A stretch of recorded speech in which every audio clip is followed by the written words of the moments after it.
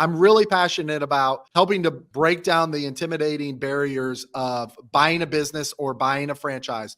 And, just like Cody Sanchez says, don't start a business, buy a business, right? I'm all about overcoming obstacles. And, it's like that first hurdle, it's like you can't just run up that hurdle and be like, oh, I can't get over it. It's like, no, you're going to have about 10 more hurdles to go over in this process. So you better get used to it.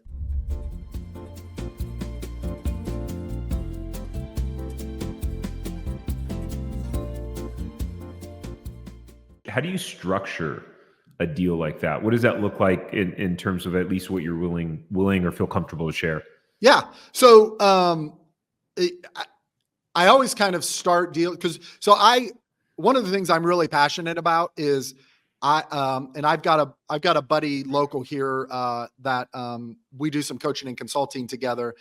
So we help a lot of people buy businesses. I'm really passionate about helping to break down the intimidating barriers of buying a business or buying a franchise. And, just like Cody Sanchez says, don't start a business, buy a business, right?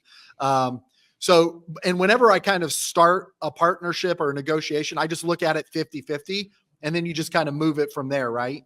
So what we did in this situation is we asked Drew and his team to put the money up to buy the stuff.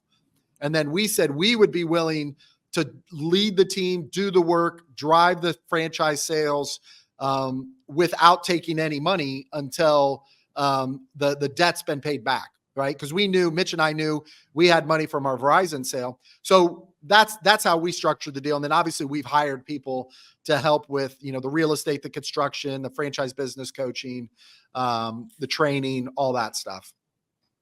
Oh, wow. Interesting. So you guys didn't have to pay a huge chunk for the rights. Oh, we did. Yeah, we did. Oh, you did? Yeah, absolutely. But the other side of the partnership, which is Drew and a couple of his buddies, it's called Boilermaker Ventures. They're the ones that put the money up for that.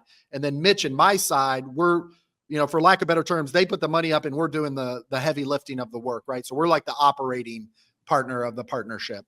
So. Wow. Interesting. Very, very cool. It goes back to the phrase of it's not about the resources, it's about your resourcefulness. And it sounds like absolutely. What I'm hearing through your story is that you have a habit and a pattern of being incredibly resourceful. Yeah. Absolutely. It's like I always, when I run into people that are like first know people, it's always frustrating to me, meaning like, it's like, hey, I want to open up this coffee shop, but I don't know how I'm going to do this. So they just kind of stop pursuing it. Right. Where it's like, well, no, like just overcome that obstacle. Right.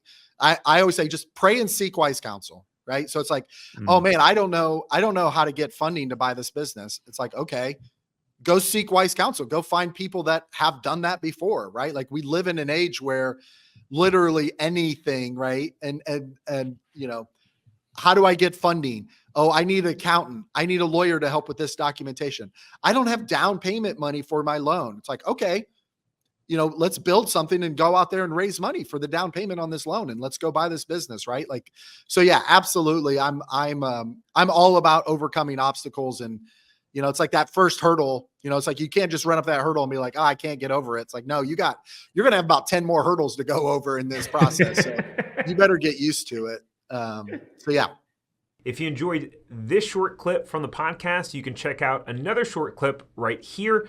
Or if you want to watch the full episode of this podcast, you can watch that here.